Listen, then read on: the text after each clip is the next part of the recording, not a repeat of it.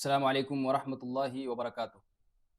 حامدن و مصلیًا اما بعد، اعوذ باللہ من الشیطان الرجیم، بسم اللہ الرحمن الرحیم۔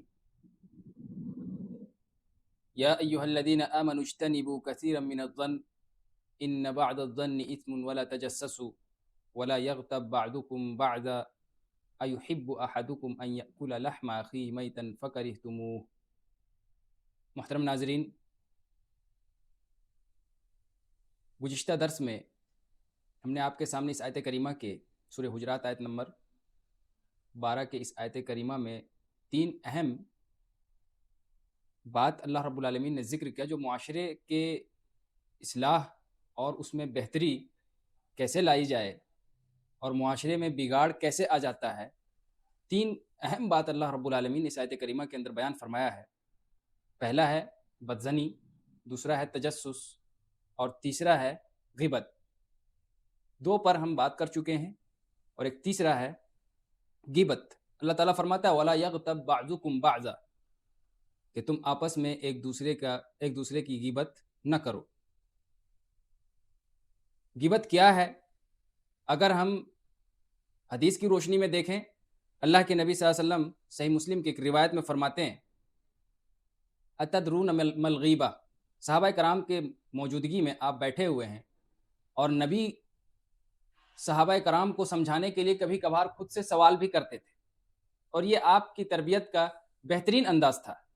صحابہ کرام موجود ہیں اور آپ سوال کرتے ہیں اَتَدْرُونَ مَا الْغِیبَةُ، کیا تم میں سے کسی کو غیبت کے متعلق معلوم ہے؟ کیا تم جانتے ہو غیبت کیا ہے؟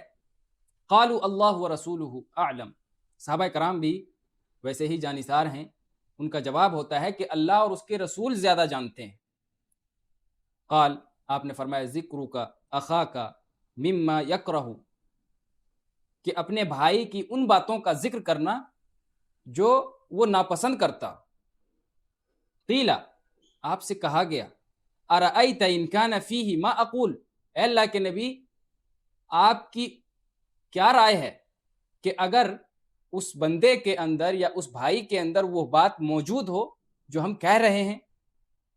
قال، آپ صلی اللہ علیہ وسلم نے فرمایا ان کان فیہ ما تقول، اگر وہ بات جو تم کہہ رہے ہو اس بھائی کے اندر موجود ہے، فقد اغتبتہ، تو گویا کہ تم نے اس کی غیبت کی۔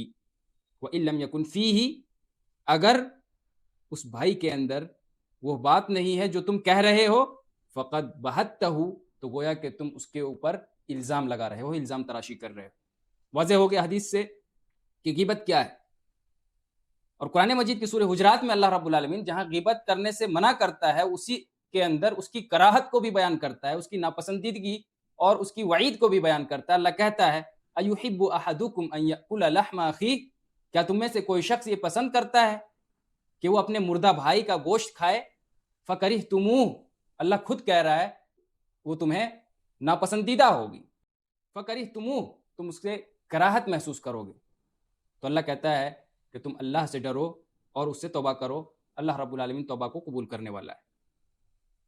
اسی طریقے سے اس کی بڑی بھیانک انجام ہے اس دنیا میں بھی، اور اخروی اعتبار سے دیکھا جائے تو قیامت کے دن بھی بڑی سخت عذاب ہے، اور بے شمار احادیث اس موضوع سے متعلق ہمارے سامنے موجود ہیں، لیکن چند ایک آپ کی خدمت میں پیش کر کے بات ختم کر رہا ہوں۔ معراج کی رات میں جب نبی کریم صلی اللہ علیہ وسلم کو اللہ رب العالمین نے جنت اور جہنم کا سیر کرایا، اللہ کے نبی کہتے ہیں مررت بقوم لهم اسفار من نحاس یخمشون وجوہہم وصدورہم، کہ جب میں معراج کی رات میں میری گزر ایک ایسی قوم سے ہوئی جن کے ناخون تانبے کے تھے، یخمشون وجوہہم، وہ اپنے چہروں کو نوچ رہے تھے، وصدورہم، اور اپنے سینوں کو نوچ رہے تھے۔ فقلت من ہؤلاء یا جبریل، میں نے کہا ہے جبریل یہ کون لوگ ہیں؟ حضرت جبریل کہتے ہیں الذین یأکلون لحوم الناس، یہ وہ لوگ ہیں جو دنیا کے اندر لوگوں کے گوشت کھایا کرتے تھے، ویقعون فی اعراضہم، اور ان کی عزت کے پیچھے پڑے رہتے تھے، یعنی ان کی عزتوں کو سر عام نیلام کرتے تھے، لوگوں کے سامنے بیان کرتے تھے، کبھی مجلسوں میں، کبھی تنہا میں، کبھی دوستوں کے سامنے، کبھی بازار میں، سڑکوں میں اور روڈ کے کنارے بیٹھ کر کے ایک دوسرے کی برائیاں کرتے تھے، ان کی عزتوں کو سر بازار اچھالتے تھے۔ یہ وہ لوگ ہیں۔ یہ عذاب ہے، اخروی عذاب، یہ کتنا خطرناک ہے وہ ہم اور آپ اندازہ کر سکتے ہیں۔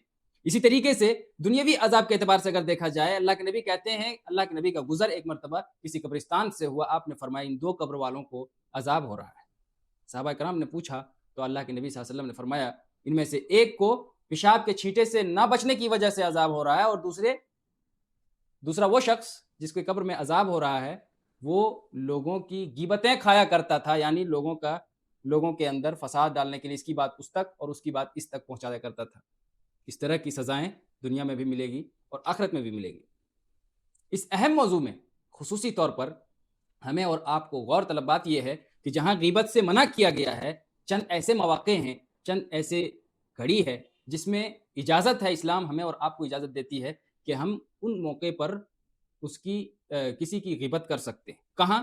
پہلی بات، مسلمانوں کی سوسائٹی میں، مسلمانوں کے معاشرے میں اگر کوئی منافق یا کوئی ایسے خطرناک شخص جس کی وجہ سے کسی کے ایمان خراب ہو سکتا ہو، یا کوئی شخص اس کے فتنے میں مبتلا ہو سکتا ہو، یا کوئی ایسا شخص جو معاشرے کے اندر منافق بن کر کے رہتا ہو، یعنی ہماری بات کسی غیر تک پہنچاتا ہو، خب مخبری کرتا ہو، تو ایسے شخص کے بارے میں بتانا یا اس شخص کے بارے میں اس کی برائی کو واضح کرنا لوگوں کے درمیان ضروری ہے۔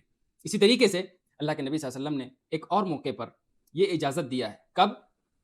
شادی بیاہ کے موقع پر فریقین میں دونوں طرف کے رشتہ داروں کو ایک دوسرے کے بارے میں بتانا چاہیے، جو ان کے اندر خرابیاں ہو وہ بتانا چاہیے، واضح کرنا چاہیے شادی سے پہلے، کیونکہ اگر شادی سے پہلے وہ دونوں کی برائیاں واضح نہیں ہوگی یا ان کے اندر جو خرابیاں ہیں اس کے رہتے ہوئے چھپا کر کے اگر شادی ہو بھی جاتی ہے تو آگے چل کر کے یہی دراڑیں بنتی ہے اور یہی طلاق اور خلا کے سبب بھی بنتے ہیں۔ اب ان میں سے بتانے والا کون ہوگا؟ یا تو ان کے پڑوسی ہوں گے، یا گاؤں والے ہوں گے، یا رشتہ دار ہوں گے۔ یہاں یہ بات واضح رہے کہ جو بتائیں ان کی نیت صاف ہونی چاہیے کہ ان کی شادی ہو جائے اور ایک دوسرے کی خیرخواہی کی نیت ہونی چاہیے دل کے اندر۔ اگر ایسا نہیں ہے تو پھر انسان کو اپنے آپ سے پرہیز کرنا چاہیے، بچنا چاہیے۔ اور یہ کب بتائیں؟ جب آپ سے پوچھا جائے۔ زبردستی ہم سے کوئی پوچھ نہیں رہا، کسی کے یہاں رشتہ داری جڑنے کے لیے کوئی کسی کے یہاں خطبہ نکاح لے کر کے، نکاح کا پیغام لے کر کے آیا ہے تو ہم جا کر کے ان سے پہلے، گاؤں میں آنے سے پہلے بیان کر دے رہے ہیں کہ بھیا ان کے یہاں مت جائیے آپ، ان کے بیٹے تو ایسے ہیں، ان کی بیٹی تو ایسی ہے، یہ کرتی ہے، وہ کرتی ہے، دنیا ہے، داری ہے، ساری چیزیں، جبکہ آپ سے نہ پوچھا گیا ہے اور نہ اس کے یہاں یہ ساری چیزیں پائی جاتی ہے۔ آپ بڑھا چڑھا کر کے، نمک مرچ لگا کر کے، تاکہ ان کے یہاں رشتہ قائم نہ ہو، نیت بری کر کے ہم اس کے رشتے کو خراب کرنا چاہتے ہیں۔ اگر یہ نیت ہے تو ہرگز اسلام اجازت نہیں دیتا ہے۔ اللہ رب العالمین سے دعا ہے پروردگار عالم ہم تمام لوگوں کو سنی ہوئی باتوں پر عمل کی توفیق عطا فرمائے۔ آمین۔ واخر دعوانا الحمدللہ رب العالمین۔